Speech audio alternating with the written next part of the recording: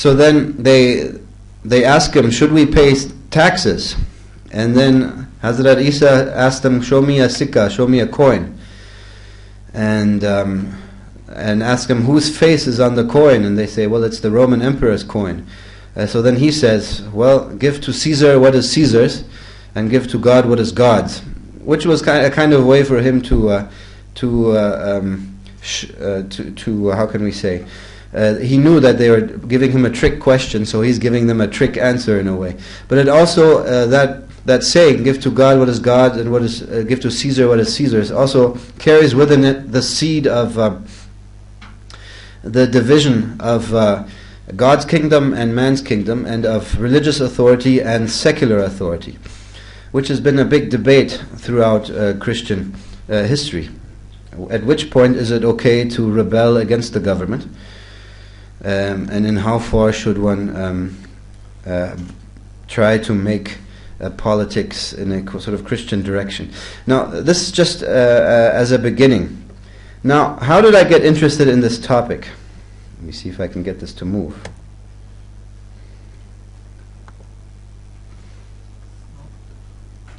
I can do it manually.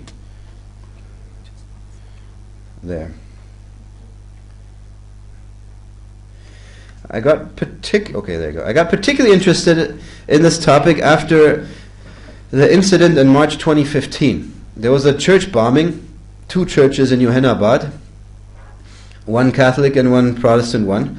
This we have seen before, but in response, a Christian community, at least some very poor-Josh youth, got very angry, and they puckered 2 guys and they beat them up and they set them on fire. And of course, this was something that I'd never seen before. And I wondered, we typically talk about the Christian community as a oppressed community, as a low-caste community, as a community that has faced discrimination. And so I was wondering, what brought about this response? Maybe we've been talking about Christian community too much as a passive community. We need to talk about them as a community that has agency, that has beliefs, that has attitudes, but we don't know what they are. So this is where the research sort of first started, this idea germinated. The current research on Pakistan's Christian community, there's a little bit, that you can divide it essentially into 2 strands. There's the political science, policy paper, NGO report kind of literature, in which Christians are an oppressed religious minority. So the emphasis is on the religious identity. And they are oppressed because of a variety of factors. And then there is a literature that's more in this sociology and anthropology, and that focuses more on the Christians as an oppressed socio-economic group. So not so much on religious beliefs and identity, but on caste identity. Both of those literatures have valuable insight, but neither of them give Christians political agency, and they don't tell us much about what do Christians actually believe. What do they think about Pakistan? How do they view themselves vis-a-vis the Pakistani state? So theoretically, I used the concepts from Albert Hirschman, very famous economist, and we can say in a broader sense social scientist. And we political scientists like to make everybody into a political scientist, so I'll call him a political scientist. But he came up with these 3 terms, these 3 concepts: exit, voice, and loyalty. There's also a 4th one, neglect. But the book that he wrote was essentially called Exit, Voice, and Loyalty, which are 3 responses that, and this is a kind of a very grand explanation by him, 3 responses that one can have in all kinds of different difficult situations. Firms can, this could be in an economic business situation, this could be in a political situation, this could be at an individual situation. So he set up these categories to be applicable across a wide range of phenomena. But the basic question is, what do individuals or what do firms or what do organizations do when they are facing a difficult time? And the 3 responses are essentially loyalty, you stick to the organization even through difficult time. Voice, you voice your dissent, you voice your criticism, you voice your critique, not in a Bhagavat kind of way, but in a sort of constructive kind of way. And the third one is exit. You leave and find another situation somewhere else that will be better for you. The fourth one here is called neglect, by just sort of ignoring the situation. For me, that is also exit. One is external exit, one leaves. The other one is internal exit. One is no longer engaged with the organization. One just simply does one own thing. And in many ways, we can apply this framework to responses of the Christian community in Pakistan. Now, I also tie in some Pakka political science research into this, particularly when it comes to the term loyalty. In the last 10 years, 10, 15 years, there has been survey research in the US and cross-nationally on national identity and patriotism. And there's these two concepts that come up. People are constantly arguing about what is nationalism, what is patriotism. There's different kinds of nationalism, there are different kinds of patriotism. But Hudi and Khatib, they essentially come up with these two very different concepts. One is national identity, which is a kind of a subconscious, apolitical identification with one's country. It's something that you don't think about a lot, but it's there. It's not political, but it's sort of in the background. What they call uncritical or blind patriotism is more of an active political nationalistic support of one's country. My country, right or wrong. You shouldn't criticize my country, and if you do, you should live somewhere else. Something like this. This sort of it's a slightly different concept. So they come up with these two concepts, and they find, interestingly, that people, their survey research is at universities, which is also similar to mine. They find that strong national identity is connected to stronger support for democracy. So those who have a very strong national identification also are more democratically inclined. However, those who have a strong uncritical patriotism, they have that has a very different impact on their political attitudes. They actually are less politically active, and they are more authoritarian. So then we see that national identity and uncritical patriotism, although somewhat related to each other, have completely two different effects on political attitudes. They also find, and this is important for me, that ethnic minorities and second-generation immigrants tend to have weaker national identity and weaker uncritical patriotism compared to others. So this is sort of an initial hypothesis for myself. Minorities will, generally speaking, have lower national identity and lower uncritical patriotism as compared to majorities. So I'm thinking, well, this may be true for the Christian community as well. They are an oppressed minority, so it makes logical sense that they don't feel as connected to Pakistan. There's other research, Stärkli et al. Do survey research not just in the US but across the globe, and they have a similar finding that ethnic minorities are less connected with their country that they're living in. Interestingly enough, they do find that the more equal, egalitarian a society is, particularly the welfare states of Europe, paradoxically, the ethnic minority identity is stronger and they feel less connected to their national homeland. That's not something I want to go into right now, but it's a very interesting kind of finding that seems to be going against the grain. Now, I took these three concepts, exit, voice, and loyalty, and did a sort of a schematic, non-exhaustive overview of Christians in Pakistan's political history. So don't get angry at me if I miss some details. It's not meant to be an exhaustive archival study. It's simply meant to be as a schematic study of some Christian figures in Pakistan's history to help us understand what these categories mean. So first of all, when I think of loyalty, one thinks in particularly at the early Christian leadership in Pakistan, at the time before partition and after partition. These were highly educated people who had fairly high positions in the British Indian bureaucracy, and many of them, and particularly in the Punjab, almost all of them, were on board with the Pakistan movement. Here you see SP Singha standing next to Jinnah, and he was a supporter of the Pakistan movement early on. The thinking was, among the Christians, is that the Muslims would treat them better than the Hindus. And so they felt that the Muslims know what it's like to be a minority, so it's better for us to be in Pakistan because they will understand our plight. We should not become part of India. So he was actually I think registrar at Punjab University. He was the speaker of the pre-partition Punjab Assembly and initially the West Pakistan Assembly. He was the speaker initially as well. And he was one of those people, one out of 3 Christians in 1946, I believe, who cast their vote for a united Punjab to go to Pakistan. Now, because the majority of delegates in East Punjab voted against that, it was partitioned. But it tells you that the Christian leadership was pro-Pakistan.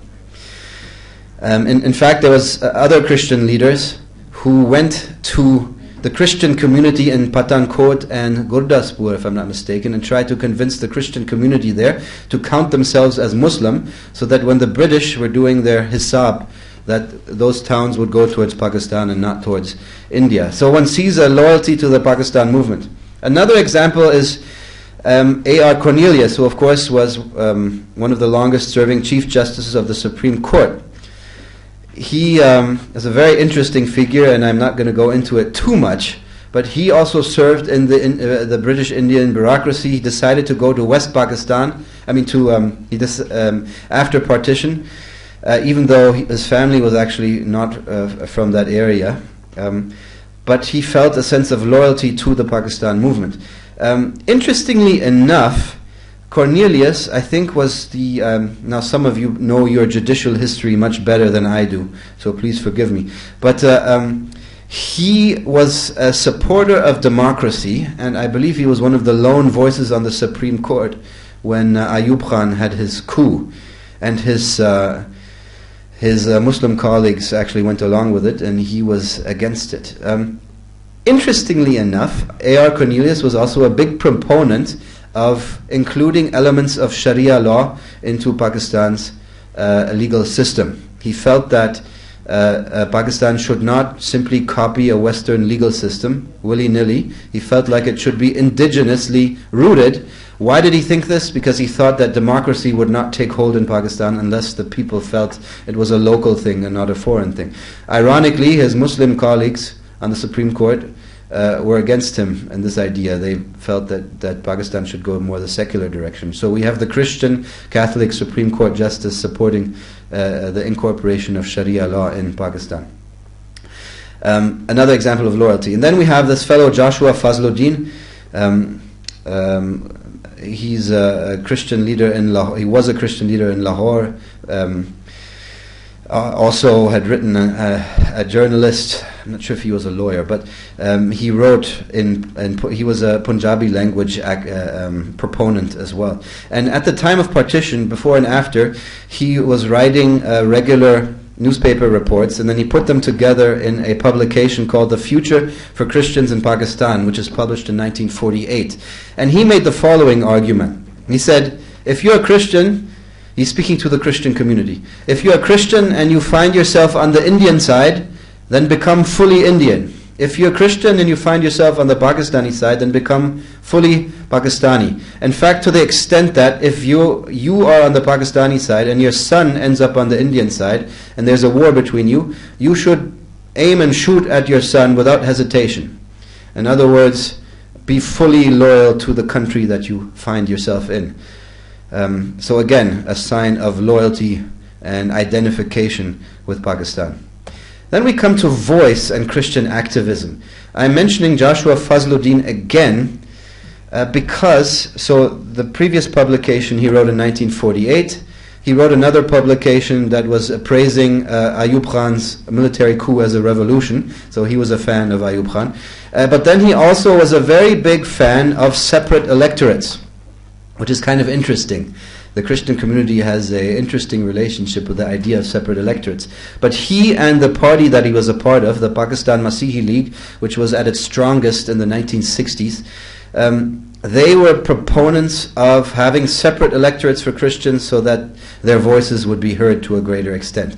Now, of course, during Zia's time, separate electorates became identified with the opposite kind of outcome. But in the 60s and 70s, many Christian leaders were in favor of separate electorates. Then in the 70s, 80s, and 90s, you get Christian activists, most famously Bishop John Joseph and Shabazz Bhatti. Interestingly enough, both of them from the same village, Khushpur, a Catholic village in, I believe, the Faisalabad area. Bishop John Joseph initially was more focused on community development and theological education. But then over time he realized the discrimination the Christian community faced, and he became particularly angry at the blasphemy laws. And he became an activist against the blasphemy laws. In fact, he was such an activist that in 1998, I forget the exact situation, but there was a fellow that was accused of blasphemy. He went up to the police station, he took a gun and he shot himself. And so why did he do that? In order to raise awareness, to rouse up the Christian community, and to, of course, pressurize the Pakistani government against the blasphemy law. So he is regarded by some people as a kind of a Christian martyr, because he took the most extreme step in terms of demonstrating against the blasphemy laws. Shabazz Bhatti also made his career as a kind of a Christian activist. He created his own party, Christian Liberation Front, so you can imagine it has some socialist ideas in it. And he also was active against the blasphemy laws, and of course we know that he lost his life because of that. So here we see voice and Christian activism. And this is particularly at its peak in the 80s and 90s. And then lastly, exit and Christian silence. I don't want to offend anybody here, but I may. But nowadays one gets the sense that the Christian community really just wants to stay away from politics and not be engaged with it. In one sense, one sees that in external exit, Christian emigration. This is a picture of Christians who fled to Thailand after the Joseph Colony incident in Lahore. And now, the Christians who applied for asylum in Thailand were far more than the people who lived in Joseph Colony. So there was a sense that a lot of people tried to piggyback on this. But this one sees this particularly in the upper and in as far as it exists, upper and middle class community among Christians. As soon as they reach a certain level of education, certain level of wealth, a lot of them leave for other countries, and so one sees exit as a strategy. Another example of Christian quietism. Here's a picture of the Kamran Michael and Anwar Fazl. Kamran Michael, of course, being the Noon League's minority representative in the National Assembly, and Anwar Fazl being a very famous mega pastor in Lahore. And this, to me, I'm using it as an example, symbolizes where a lot of the Christian community is at this point. Kamran Michael, when he went to the Johannabad after the church bombings to show his sympathy, the Christians were throwing rocks and tomatoes at him. So they didn't feel like he was an authentic representative of the Christian community. And there's been allegation, of course I think he's in jail right now if I'm not mistaken, right? So this element of corruption, money making being an emphasis. Anwar Fazl is regarded as by many Christians, Anwar Fazl is regarded in a very sort of skeptical light. And what is he? Is he there to spread the good news, the gospel, or is he there to make money? So this is kind of a symbolic of the exit of Christians from activism. All right. So now I've set the stage. Some initial hypotheses as I was thinking about doing my research. Based on the literature on national identity and patriotism, we would assume that a high national identification should be associated with high political activism, because that is what previous research has shown. One would assume that high uncritical patriotism is also associated with authoritarian attitudes. So two different kinds of loyalty. One kind of loyalty goes towards voice, the other kind of loyalty goes more towards exit, I guess we could say. Thirdly, ethnic and religious minorities would presumably to have a weaker national identification and uncritical patriotism. That was my hypothesis. Then, based on my 6 years of living in Pakistan and talking to the Christian community at FC College. We have a lot of interaction with the Christian community. My initial hypothesis was that Christian students would have lower levels of national identification and uncritical patriotism as compared to Muslim students. I'll tell you a little bit about how I structured my research. I also hypothesized that Christian students have a more positive view of the military and politics as compared to Muslim students. This was based on just some of my conversations with drivers and gardeners and guards and things like this. It just struck me as very interesting. And lastly, Christian students are less aware and interested in politics as compared to Muslim students. We have, in our political science department at FC College, we have 150, 200 majors and maybe 1 or 2 Christian students. And their proportion of the student body is about 10-15%. So they are underrepresented. So their parents don't want them to study political science. They're not interested in political science. So these are just some hypotheses. Now, what is my research design? So over a period of 1.5, 2 years, I conducted a number of surveys. And for me, FC College was an ideal quasi-experimental setting because it is the university with the highest concentration of Christian students. So it was the place where making comparison between Muslim students and Christian students was the most useful. Again, as I said, about 10-15% of the student body at FC is Christian. And furthermore, it is a kind of a laboratory environment because all students are exposed to the same influences. They all have to sit in class listening to professors like me, whether they want to or not. They all go to the same cafe. They all do the same kinds of things. So again, you have a kind of a lab environment. Secondly, I also did some surveys that were only Christian students. And then I asked some more specific questions about socio-economic differences and denominational differences. So I did it at FC College, and then I was invited to go to a Bible college, a full gospel assemblies, which, if you know something about Christian denominations, it's a kind of a Pentecostal, charismatic college, where people are coming from a different socio-economic background than FC College students. FCC students tend to be slightly more middle class, whereas FGA students are going to be more from a poor background. So I wanted to see if that makes any difference or not. So this was the surveys I did, and I had students help me. Now, I gave them a questionnaire. Now please memorize this in 30 seconds. I'm just kidding. So here are some of the main concepts that I was working with. Loyalty. So loyalty, I had 2 concepts, national identity and uncritical patriotism. And then for each of these I ask a number of questions. I used the questions that are used in the previous research by Hudi and Khatib on American students and simply substituted the word American with Pakistani. So for national identity we ask questions like, are you more likely to say we or they about Pakistanis? How important is being Pakistani to you? The term Pakistani describes me very well, and then they have to say strongly agree, somewhat disagree, strongly disagree, and you get a score out of that. I created an index. Uncritical patriotism, as mentioned before, I asked these 4 questions. People who don't fully support Pakistan should live elsewhere. Pakistan's policies are almost always morally correct. Pakistan's citizens should not criticize their own country. Pakistan is a better country than most. So these questions measure uncritical patriotism. Then I also asked, now the loyalty question I asked all students, Muslim and Christians. The voice and exit questions I only asked to the Christian students. So I asked them for voice. In response to intolerance, how willing would they be to participate in an ihtijaj, in a demonstration, and how willing would they be to write a column in a newspaper? And for exit, I asked them, what would be their response to intolerance? Would they want to leave the country, or would they just want to keep silent? And how far do they agree or disagree with that?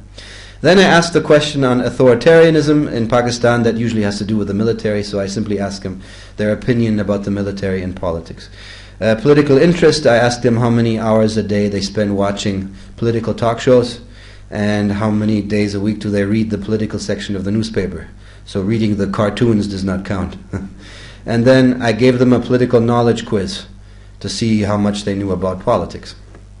Now in terms of the results, I created an index, and just so you know, 5 means high and 1 means low.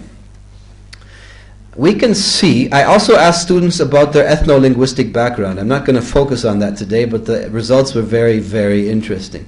We can see that Christians are just as identified with Pakistan as Muslim students. There was no difference. So my first hypothesis was falsified. Pakistani Christians feel just as Pakistani as their Muslim counterparts. There was no difference. Interestingly enough, when it comes to authoritarianism, you see it over here, Pakistani Christians were much more in favor of the military than Pakistani Muslim students at FC. We also see that Pakistani Christians are less interested in politics. They read the newspaper less, they watch TV less, and their scores on the quiz were lower. Now, we have a fairly large number of Pashto-speaking students on campus, so I asked them as well, and you can see the results are quite different. Pashto-speaking students consistently have lower national identity and uncritical patriotism. So, what I thought would be true for Christians is actually true for people from outside of the Punjab. So they are behaving in a way as predicted by Hudi and Khatib, but the Christians are not. So one has to differentiate between religious minorities and Christian and ethnic minorities. Interestingly, the Pashto speakers, I should say specifically, are more interested in politics and knew more about politics than their Punjabi and Urdu-speaking counterparts. I'm not sure if that was simply due to the Pashto-speaking students we had at FC. They're just more politicized. I don't know, but this was a finding. So religious minorities act very differently from ethnic minorities. Here is a summary of the Christian-Muslim comparison. We can see in terms of national ID and blind patriotism very similar to each other. In fact, Christians are almost more patriotic than Muslims. In terms of pro-military stance, Christians are more pro-military. In terms of political interest, Muslims are more interested in politics. Now, in terms of, so here's the summary I just mentioned. I think I just went through that, so we don't have to go through that again. Now, then let's come to the surveys that are supposed to look at differences within the Christian community. So FCC and FGA are in red. Those are the biggest differences. We can say to a certain degree that FGA students are slightly more patriotic and slightly more rooted in their Pakistani identity, slightly more authoritarian than their FC College Christian student counterparts, slightly less interested in politics, and slightly knew less about politics as well. Interestingly enough, the FC students, even though they know more about politics, the Christian students, they are more likely to choose exit as a strategy, whereas the FGA students were more likely to not choose exit as a strategy in response to discrimination or intolerance. In terms of voice, there's not a whole lot of difference, but FC college students were more likely to raise their voice. Then I have some other differences between Protestant and Catholic students. Catholic students are very interesting because they are less interested in politics, but they are the most likely to want to raise their voice. This maybe fits with the idea that the Christian activists generally seem to be coming from the Catholic community, like Shabazz Bhatti, Bishop John Joseph, the Khushpuri. In terms of income levels, the wealthiest Christians approximated their Muslim student colleagues the most. They were slightly less patriotic, slightly less authoritarian, slightly more interested in politics, and slightly knew more about politics. So the wealthier one was in the Christian community, the more one's attitudes were similar to Muslim students. So class seems to have some impact on attitudes. So here's a summary of some of the differences, and some of the key differences relates to Catholics, FGA students, and income 100K plus. Now, these categories are cross-cutting. So there are people who are Catholic and are wealthy, there's people who are Catholic and poor. But I've just divided them like this. We can see that in terms of blind patriotism, they're largely similar, although wealthy people are slightly less authoritarian, less blindly patriotic. In terms of authoritarianism, the Pentecostal students at FGA were the most purjosh for the military, and the wealthiest students were the least purjosh about the military. When it comes to interest in politics, the wealthiest students were the most interested in politics. The Catholic and the FGA students. I don't know how. Logically, it doesn't make sense to me that Catholic students are not interested in politics, but they're the most interested in raising their voice. So that makes me think twice about people who are going for protests. How much do they know about politics? One should do a study. Does knowing more about politics wants you to demonstrate more or less? Isn't there a student demonstration all over Pakistan today? Yeah. So I've kept you away from that, alhamdulillah. I'm just kidding. In terms of exit, we can see that as I mentioned, the FGA students were the least likely to choose exit.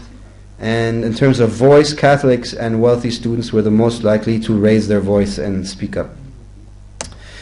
And these are the summaries of my study. So going back to the categories at the very beginning by Hirschman, we can see in a sense that the Christian community by and large has chosen loyalty and exit as their main strategies in response to their situation, whatever it may be.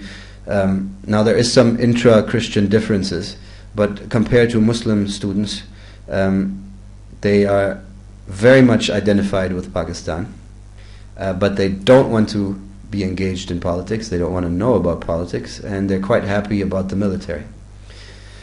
Which is a puzzle, because oftentimes we think of Zia as having a negative impact on the Christian community, but I think for Christians, the period of Pervez Musharraf seems to be more important in their minds. So it's a very interesting result. So my hunch was confirmed. Now, are there limitations with my study? No, it's 100% unassailable. I'm joking. There's lots of limitations. It was limited to FC College and FGA. It is limited to survey research, so I didn't do interviews. So in the future, much more would need to be done. One would need to go to the neighborhoods like Yohanabad, like Bahar Colony, or even, I don't know what the Christian neighborhoods are here in Pindi. One would also want to see, are there differences between Karachi Christians and Punjabi Christians? And one would want to speak to the Christian leadership much more in depth to sort of start classifying people along different lines. But in a way, this was an initial research that is getting published in a journal, South Asia, the Journal of South Asian Studies, in a special edited volume on minorities in Pakistan. So you might, if you see it come up, I believe Faisal Devji, if you've heard of him, has written the foreword, but it's coming. It'll be one of those humble contributions in that journal, so you can see it and you can say, I saw it before it was published. Anyway, thank you very much.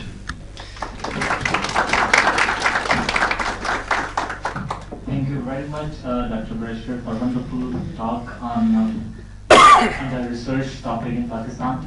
So now the floor is open for questions. I would appreciate if you ask questions, not comments.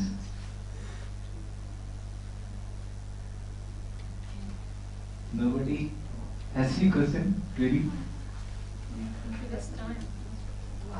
Do you intend to replicate, like you said, that it was a sort of a lab environment in the sense that it was FCC, but do you intend to replicate this research anywhere else in the near future? That's a good question. FC College loads us down with a big course load, so doing research always takes a lot of effort. But yes, I would like to.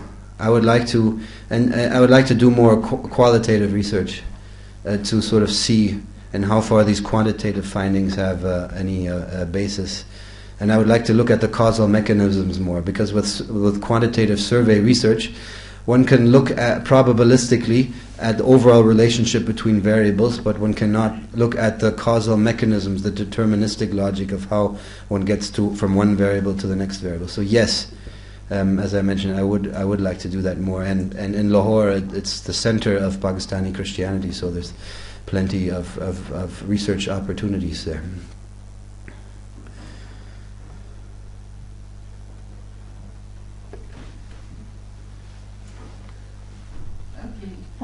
Catholic community, you said they're not politically aware, they're less aware, and they're not afraid to raise their voice. Maybe that is one reason to raise your voice. You're not aware of the consequences. So that's a sort of a question. You know?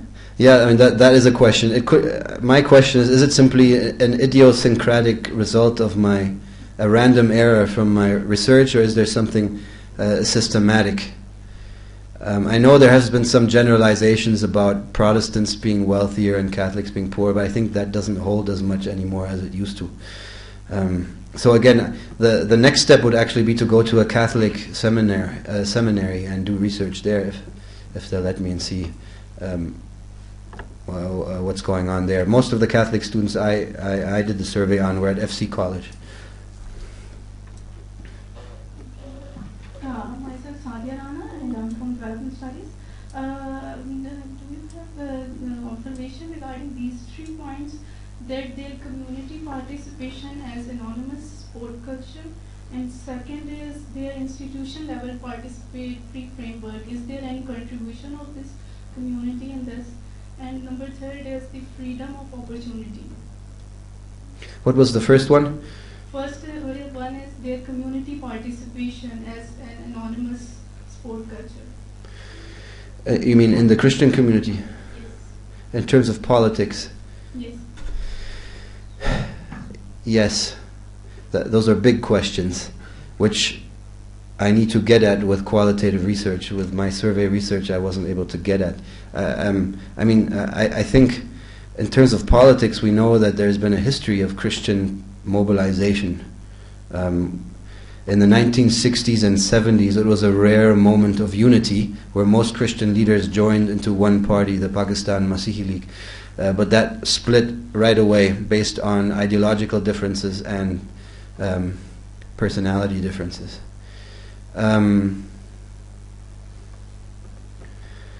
But in terms of the community itself, again, my anecdotal evidence would say that Christians are they're communally active, certainly, and there's many Christian NGOs.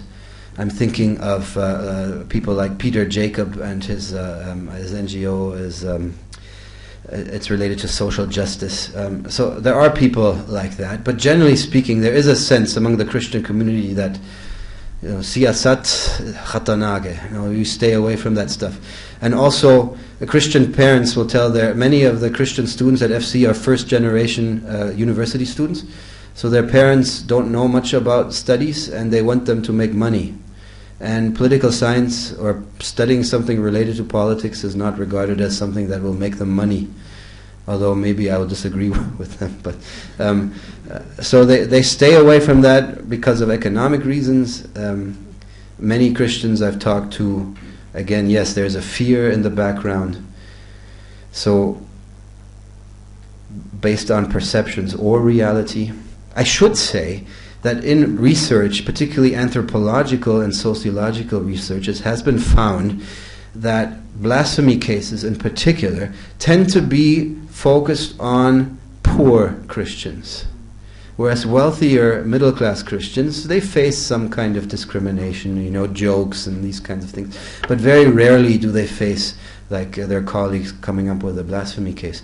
And so there is something class related to discrimination against Christians, and that may be a big hindrance in the Christian community. Poverty, a caste identity, being pushed into particular employment roles, like being a sweeper or a gardener and nothing else, that kind of thing. I think for Christians to be more politically active in a constructive way, they also have to be given more economic and educational opportunities.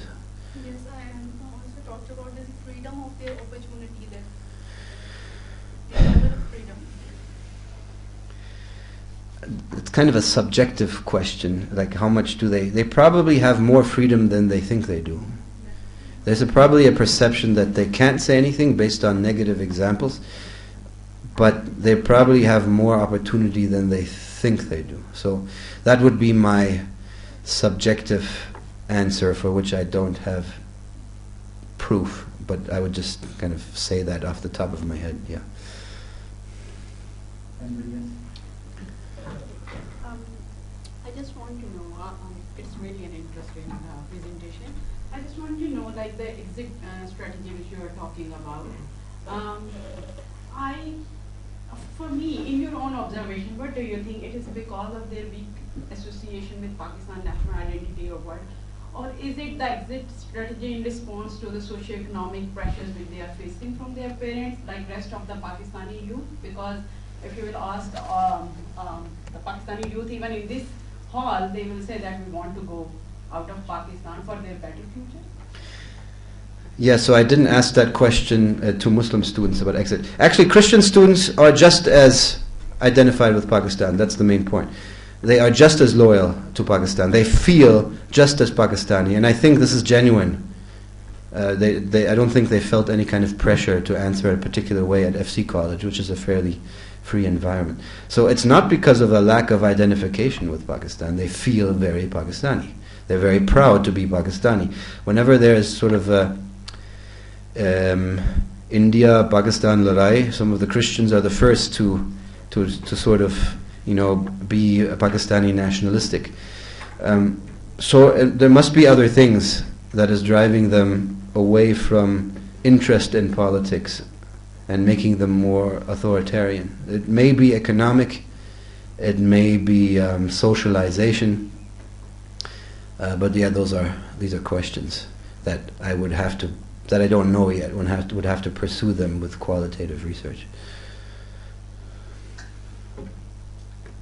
There was one more question. One more observation, rather, not exactly. I was just ruminating upon the fact that, I guess I'm loud enough. I was just ruminating upon the fact that you said that they are more pro-military. Probably it's the age also, because they are students, young students, they can relate to the Musharraf era and not think of the Zia regime. This is the reason why they are pro-military. Probably if they were older people whom if you carry a survey, if you conduct a survey among the older generation, probably they would not be that much of pro-military.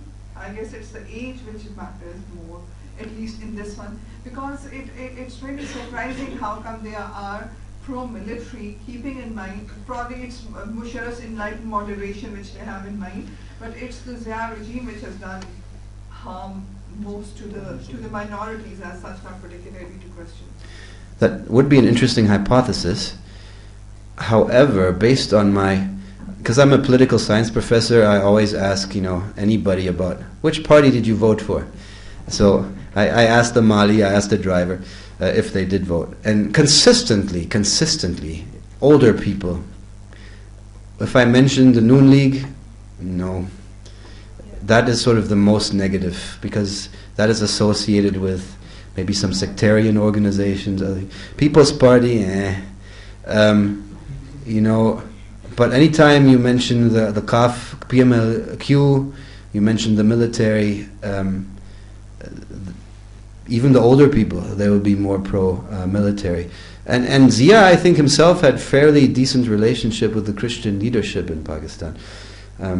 So I don't know, but it remains to be studied. But I mean, in the past, you had Christian activists who were big-time People's Party Jialas. In 1979, after Bhutto was hanged, a Christian People's Party activist, I want to say Yaqub Kokar, he set himself on fire and sort of killed himself in response to Bhutto being hanged. So he was showing his devotion to the People's Party in Bhutto. So, but that's just one story. But so you do have that. But nowadays, consistently, I have found that Christians tend to be pro-military. But again, it would be interesting to go outside of the university and ask different generations.